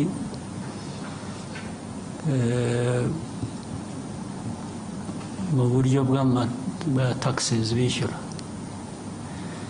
Ariko ibyo byose ubundi bikwiye kuba bifite uburyo bikurikiranwaho. Ibyo ni nko kwica amategeko, bisha amategeko bakabihanirwa. Bitwara umwanya rero, kuko abantu benshi babyumva uburyo butandukanye, niba budakurikije amategeko cyangwa nabo bafitemo inyungu, niyo mpamvu bitwara igihe. Ariko ubundi umurongo urahari kandi twifuza ko ukwiye kuba ukurikizwa. Ndibwira ko aho tuvugira aha hari uburyo bubitekereza bushaka kubishyira ku murongo. Navuga gusa ko bikwiriye kwihuta, nicyo cyangombwa, bigacika burundu. Icyo nacyo kiza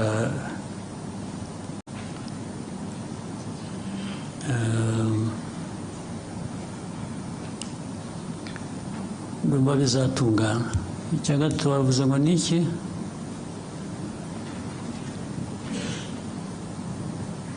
Ni abaturage bari bafite imigabane muri banki populaire.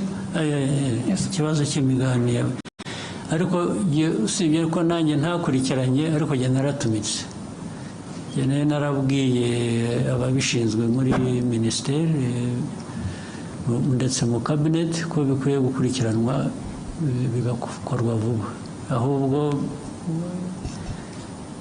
ikibazo cyanjye nuko ntakurikiranye kumenya ko uko byakurikiranwa. Your Excellency, they did respond. They shared some information that the minority or local shareholders registration process has been ongoing as of November 2024. 42% out, 239,531, which is 42% out of 576 to 45 accounts of people have been identified and registered with full information. The bank is developing a system that will facilitate the printing of shares certificate from any branch of the shareholders' choice. The system is expected to be ready by end of February, so it's ongoing. Already this year? Yes, sir. So, urumva sinakurikiranye ngo nanjye bambwira ibyakozwe, ariko byo naratumitse burya. Thank you, sir. We can take a question from here and then go back to that side. BNB FM. Murakoze nyakubahwa Perezida wa Repubulika, nitwa Bagisha Jean de Dieu, mvuye kuri BNB Kigali FM. Nyakubahwa Perezida wa Repubulika, mu masaha 48 ashize, raporo ya World Economic Forum irebana n'icyerekezo cy'isoko ry'umurimo ku isi iragaragaza ko mu myaka 20 iri imbere 67% by'imirimo ishingiye ku biro izavaho, ahubwo ko buri myaka 5 imirimo ishingiye ku mpano ari igiye kuzamuka. U Rwanda muri imyaka 5 ishize, nyakubahwa Perezida wa Repubulika, mushyize ingufu cyane mu kubaka uruganda rwa siporo ndetse n'uruganda rw'ubuhanzi, creative industry, haba mu kubaka inzego uhereye ku rwego rwa guverinoma, haba mu kubaka ibikorwa remezo bijyanye n'igihe, ndetse nyakubahwa perezida wa repubulika muherutse kubitangamo icyerekezo ubwo abayobozi bashya barahiraga muri minisiteri ya siporo. Nyamara ariko nyakubahwa perezida wa repubulika, hari abafatanyabikorwa za guverinoma ziba zifite mu rwego rwo kuzamura izo mpano kugira ngo zigere aho zigera ku isoko ry'umurimo bibe igisubizo. Abantu bitwa ingaga n'amashyirahamwe, haba muri creative industry cyangwa se muri siporo. Icya mbere barataka ubukene, icya kabiri hakabamo n'ikibazo mukunze kugaruka iteka nyakubahwa perezida wa repubulika gishingiye ku migirire n'imikorere, mindset, indangagaciro, values. Ibi rero byajya hamwe ugasanga leta irimo irakora byinshi, iranatanga byinshi kugira ngo igere kuri izo ntego zaho impano zizamuka, ariko kubera abo ba partners ugasanga imirimo ntabwo yihuta uko byakagombye. Mu gihe habaye icyerekezo nyakubahwa perezida wa repubulika, haraza gukorwa iki, haraza gufatwa izihe ngamba kugira ngo impano z'abana b'abanyarwanda ziri hirya no hino ntizize gutikirira muri iyo mikorere n'iyo migirire isa n'itajyanye n'igihe. Murakoze nyakubahwa perezida wa repubulika. Mu buryo bworoshye ni ugukurikirana ab'imikorere itajyanye n'igihe, bagahabwa uburyo bajyana n'igihe, cyangwa se igihe kikabasiga bakagira uruhande umuntu akashakisha bashobora kujyana n'igihe. Ndumva nta bundi buryo bwo kubikosora, kuko wanabivuze ibyinshi bitanga uburyo, bitanga icyerekezo birahari.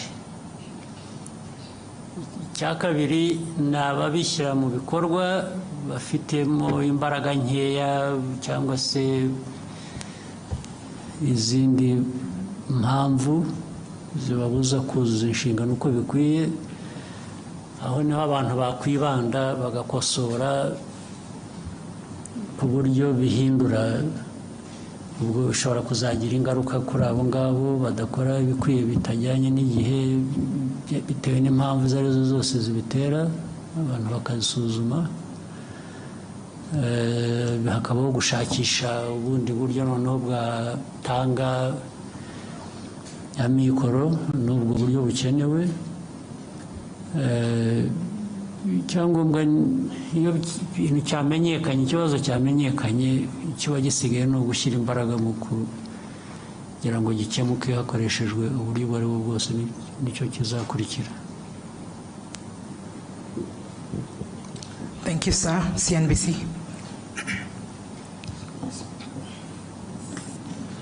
Thank you, Mr. President. My name is Eric Shaka from CNBC Africa. Mr. President, talking of the African Union, my question, African Union as a permanent member of the G20, my question is about how you envision Rwanda's role in shaping the AU's agenda in advocating Africa's interest in global economic governance, particularly in areas such as climate finance, trade, investment, and debt sustainability.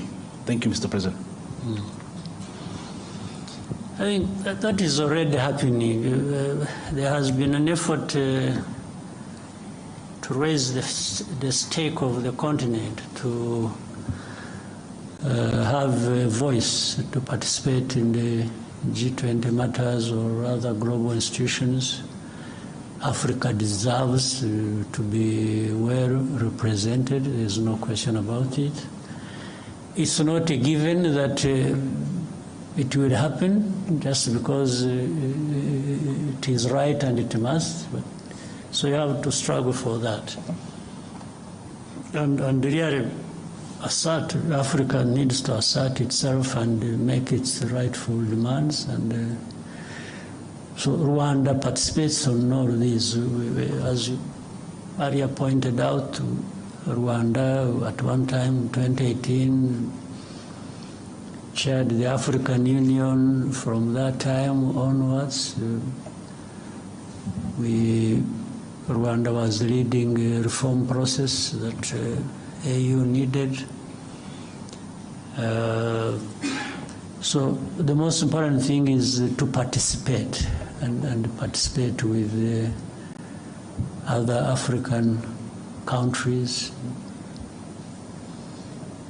people, and and keep the voice loud enough to do what we need to do. So Rwanda is not, there is no country that is an island, is isolated from other countries or partner states in different organizations. So we do our best. We do our best for ourselves as a country. We do our best in contributing to what is good for the continent. Always the emphasis is cooperation, it's working together, it's, every country, every person on this continent has something to contribute. We just make sure that the contribution is made, and we make use of that by being organized, by finding ways we can be effective. So Rwanda is going to be present, has been, and will continue. Thank you, Your Excellency. I think we may end here. I'm sure we will have there are no other opportunities. One or two. One or two? Yeah. Okay, Noreen.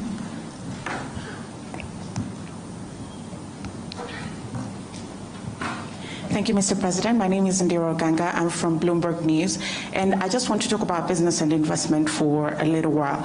My first question is, when can we expect conclusion of the deal between Qatar and Rwanda to acquire 49% stake in the country, and how big or how much is this deal going to be?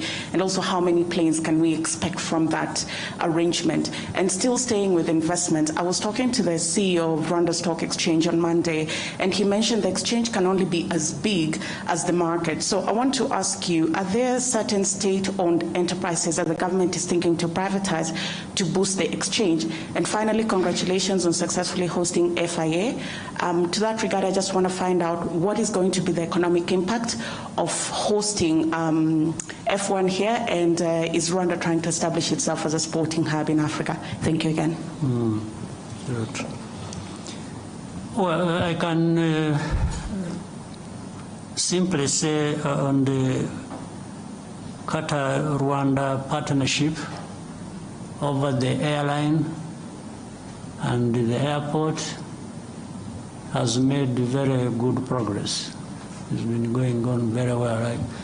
Being precise with the dates and amounts and figures of different kinds wouldn't give us necessarily a clear picture, but overall I can say it has made very good progress. It's still going. It's a matter of it's not a long time that we shall see these things playing out, and being able to now go into those details you're asking for.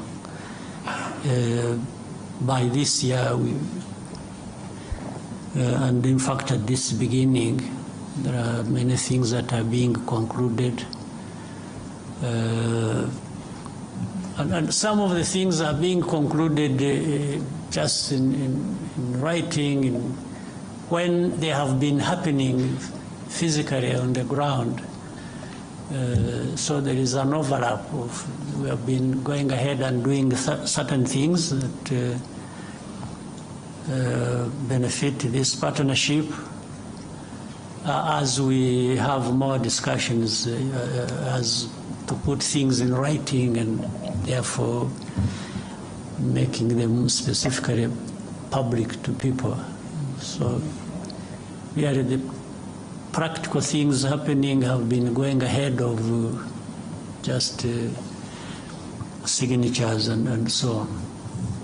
This is what I can say. On the second question, for sure there are a number of, in fact there has been a process. It is now, the whole of last year there was a process of, and slightly before, there was a process of first examining and listing all the government entities that could be privatized and get them off the government balance sheet, and this will translate very well into what we need to see happen on our exchange. So this is underway, this is going on. There is a team of people that have been following that up and working to, you know, the Agirana fund that is there. It is taking care of those public enterprises and other similar ones in the process of privatization and also feeding into this institution we are talking about. For yes, FIA was a success, I think, and it is part of what you also, in fact, said, creating a sports hub and other businesses that incorporate sports in their ecosystems. So and that's what brings up Formula One. Formula One, we did the bidding, it is making good progress, and we are also in discussions with MotoGP, and you are aware this year we are going to host the World Cycling Championship here in Rwanda. So all of these are things that are happening according to plan, and having thought through all of this, the benefit to the country and to businesses and the people of this country and Africa are enormous. They are really limitless opportunities, and that's why we made that choice. You are aware before this we have had partnerships over football. We have partnership with Arsenal, with PSG, with Bayern Munich. These ones have, the results have spoken for themselves. It brings in, I see people write so many things about Rwanda is open. It's really open for business, open for tourism, open for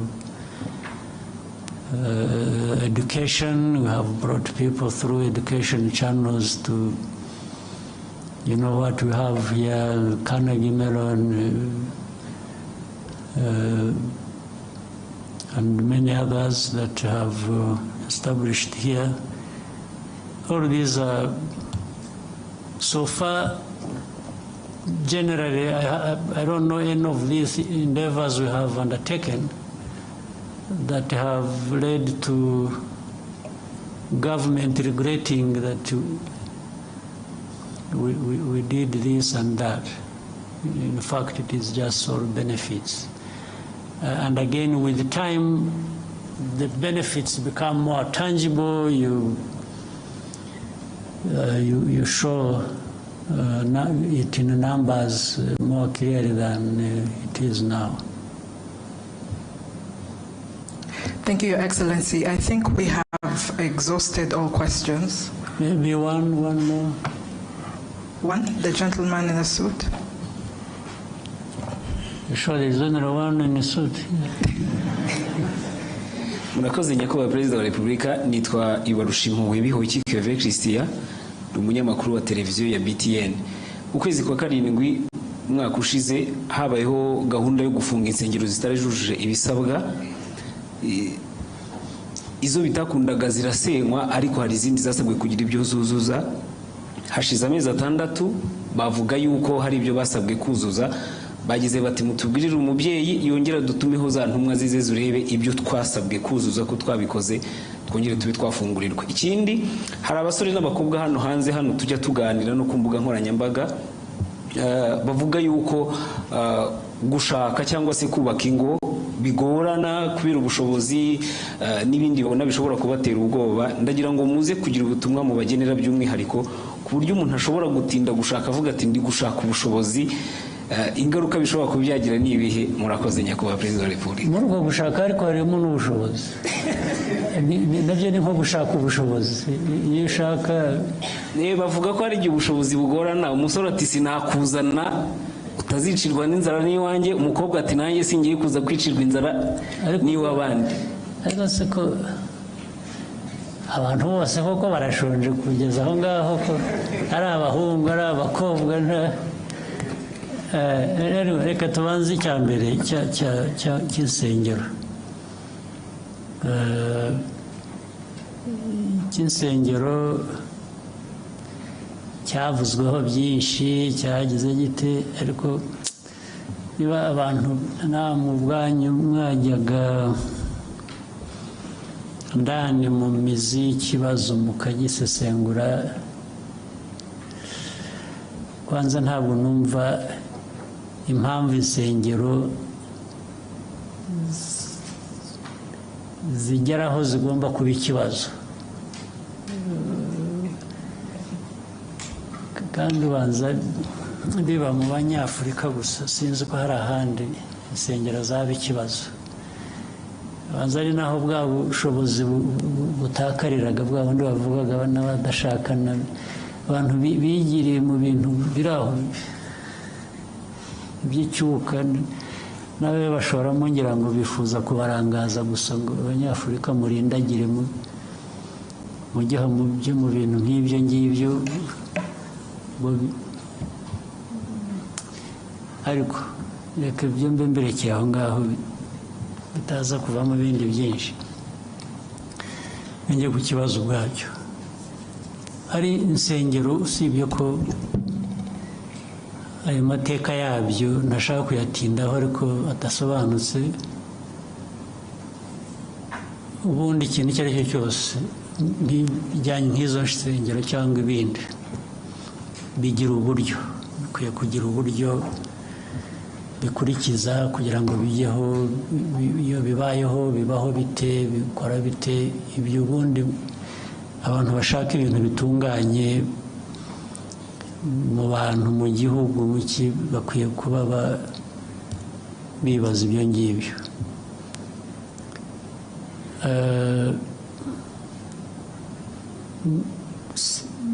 Ngira ngo mu byo wanavuze uremeranya nuko abo bantu hari ibyo bagomba kuba bujuje batari bujuje, noneho bakaba barabyujuje. Ubwo ikibazo gisigaye ni ikindi, ni ukujya kureba niba noneho byuzuye. Nta nubwo bavuga ngo badusabye kuzuza iki kandi kidakwiye kandi atari cyo cyangwa iki. Nuko bemeranya nibura n'ibyasabwaga gusa bakaba barabikurikije, abantu bakava mu kajagari. Nayo ibintu byari akajagari, ntiwabyirengagiza, ni uko byirengagiza gusa, ariko akajagari kari gahari karakabije mu bintu bitanasobanutse. Rero uburyo burahari uko byagiye. Insengero zafunzwe, aho bazifunze babwiye abantu impamvu, hari zitarafunzwe. Abo bantu nabo izo mpamvu bamwe wenda abandi ntibazemeye, ariko abandi hari benshi bazemeye. Muravuga ko hari abazujuje, ibyo ni byiza. Ubu gisigaye abazifunze bakwiriye gusubira inyuma bakareba niba kuko ibyo basabye abantu barabyujuje kandi ikibazo ni iki kibita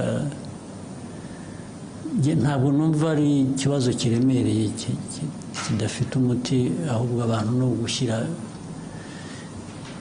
mu bikorwa ibyo bakwiriye gukora ntabwo rero mbona ikibazo hanyuma ibyo kindi cy'ubukene buri mu bantu ikibazo nyine turwana nacyo buri munsi ibyo twavuze aha byose igihugu aho kiva aho kigana ibyo gikora ibi byambazwaga bijyanye n'ibyo dukora muri siporo n'ibyo tugira gute hari byinshi tubari kujya no mu buhinzi n'ubworozi tukavuga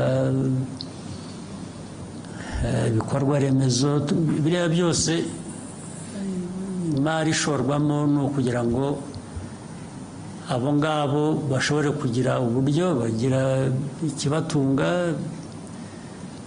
naho sinibwira ko uko banabivugaga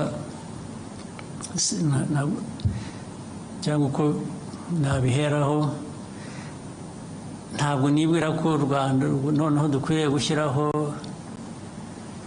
fund ingengo y'imari kugira ngo dufashe abashaka gushakana babuze amikoro ntabwo twabivamo ni ukuri ariko ibi bikorwa bindi byose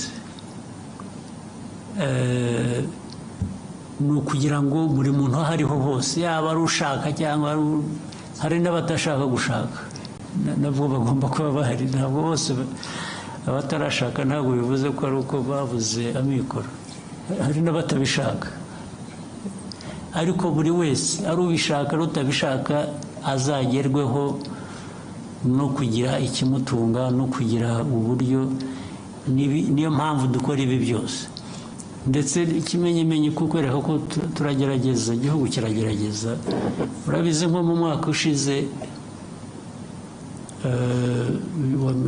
2024 uzi ko ubukungu bw'igihugu bwakuze ku 9.2%. nta handi ngira ngo niba habaye mbere ku isi cyangwa harimo hambere hakeye iyo mibare bayerekana ko hari igikorwa hari ikintu kizamura ubukungu kandi nk'uko tubivuga iteka ubukungu bwacu buzamuka bushingiye ku bikorwa bigera ku baturage ubukungu cyane cyane bwagiye bukura bushingiye kuri industry na services ndetse n'ubuhinzi n'ubworozi bwarakuze bufite ibice bwakuzeho bigaragara bitari bisanzwe ibyo byose ni ibigerageza gushyira ubushobozi mu bantu mu banyagihugu kugira ngo naho ubundi ariko hari abacyari abakene hari abakene ntawe ubihakana ariko niyo mpamvu tugomba bimwe navugaga mu byo dukora tugerageza kwihuta tugakora ibishoboka byose bitwara igihe ariko ni ukugerageza abo ngabo nabo ni ugushakisha abana dushyira mu mashuri mu myuga mu biki barimo muri abo ngabo ni ukugira ngo bashobore kugira ikintu bakora ariko bunganirwe n'ibi bindi bigari tugerageza gukora byagira uko nta kundi twabigenza ahubwo ni ukubwirana n'izo nsengero by'amadini rimwe na rimwe ntibajya kubasezeranya bajya babaca makeya cyangwa babikorera ubuntu kugira ngo byose ibintu byorohe si byo. On behalf of the media, Your Excellency, thank you for taking the time today. I'm sure we'll have more opportunities in the future for such interaction. We wish you a nice evening. Okay, mwakoze nizere ko umwaka mwawutangiye neza uzakomeza ube mwiza hanyuma tugume duhurire muri ibyo bikorwa byo kurwanya ubukene n'ibindi bidakwiye. Asante sana.